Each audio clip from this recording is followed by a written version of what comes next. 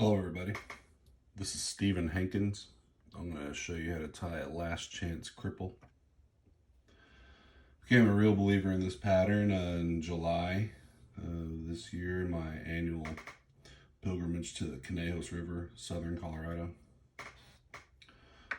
I witnessed many a brown trout move a long distance to take this lie, both wet and dry.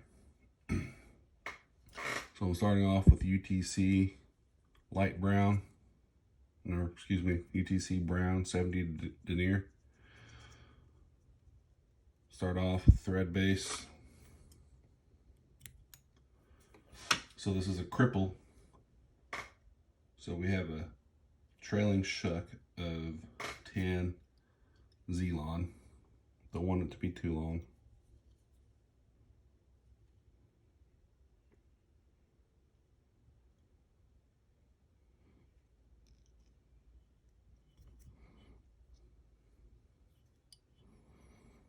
Okay, that's okay. Let's tie that down. We've got enough there for one more fly, so let's try to hang on to that little piece. Next material is going to be wood duck.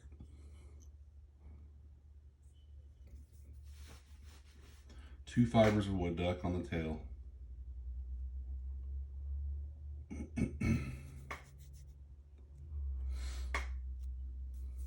Helps to take our bodkin to separate the fibers out.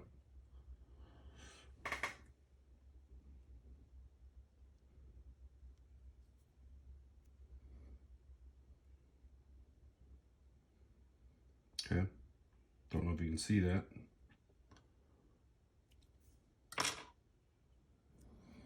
Okay, I'm going to try to tie them in together. It's kind of tricky.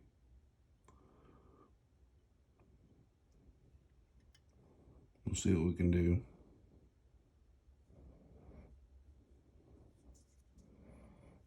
That's okay. We'll go with that.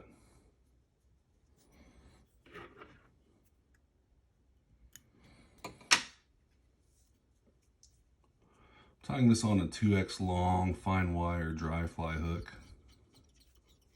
The fish season, the drake season, big bug season on the Conejos. This pattern by Rene Harrop, this is in the PMD format. Obviously I'm not anticipating a PMD with a hook this big, but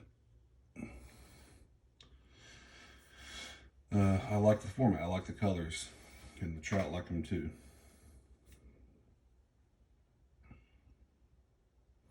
So the original pattern calls for a goose biot. I'm using Nature's Spirit turkey biot for the length.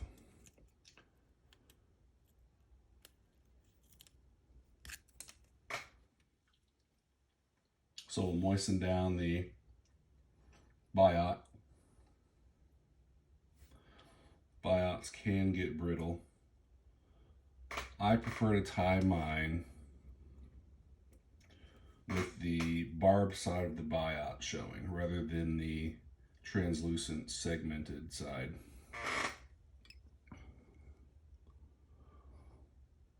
I use these same biots on my parachute drakes. They make a great great body.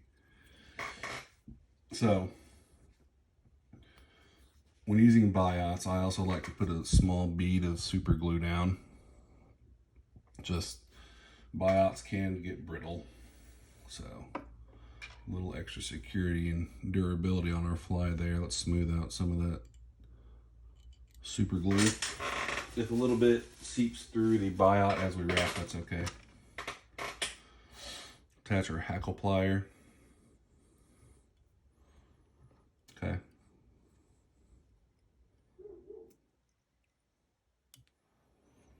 All right, so we'll start making wraps, overlapping. You see that barbed, kind of rough side showing.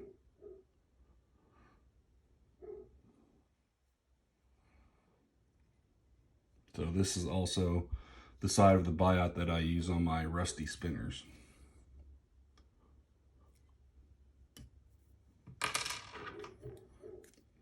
trim off the excess. Secure all that down.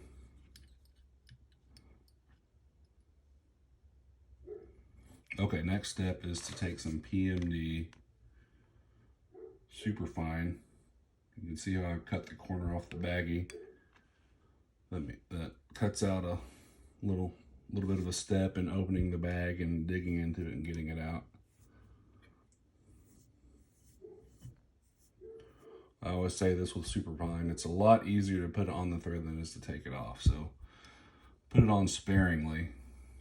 That way if you put on too much, it's not such a pain to take it off. So I'll add a little bit more there.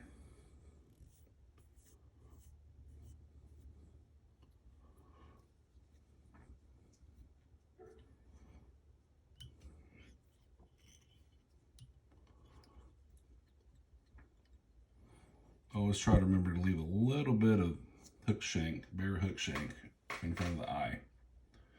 Okay, next step is to take a CDC plume. Here I'm using Trout Hunter Premium. This is going to form the wing. You see that nice full CDC feather. Okay.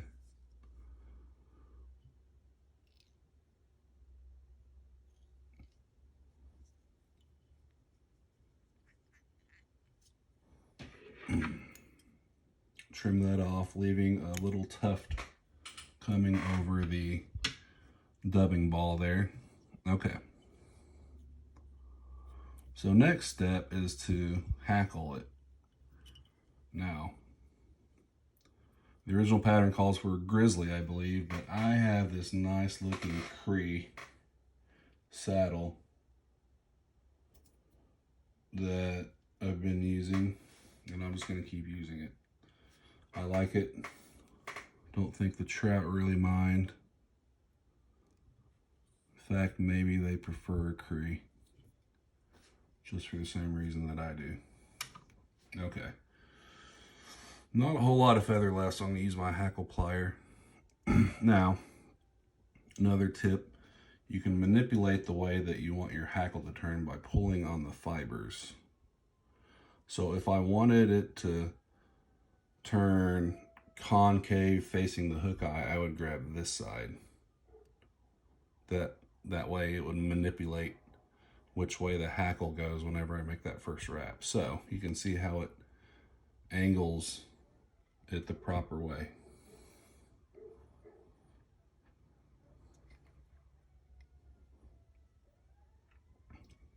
Sounds like there's some commotion going on outside. Okay. Doesn't need to be a super heavily hackled fly.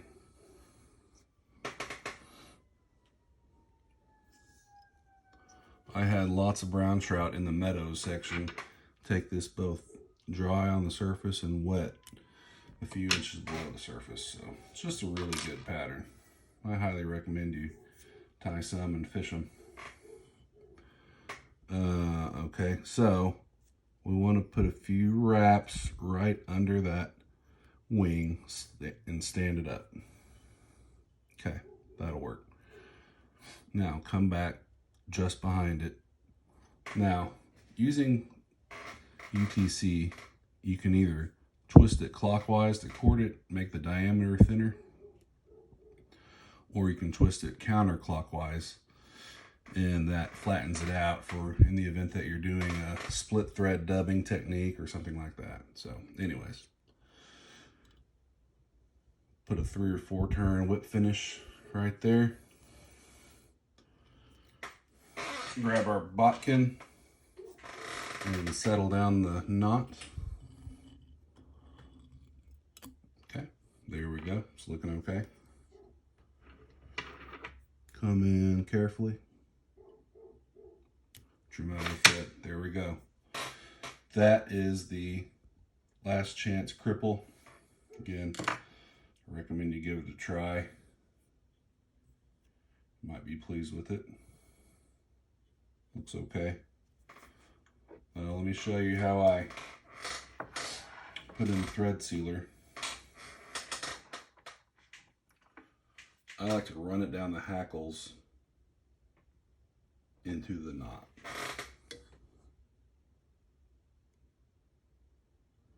Just like that. Okay, there you go. Hope you enjoyed it. Tie a few up, give them a shot. Thank you.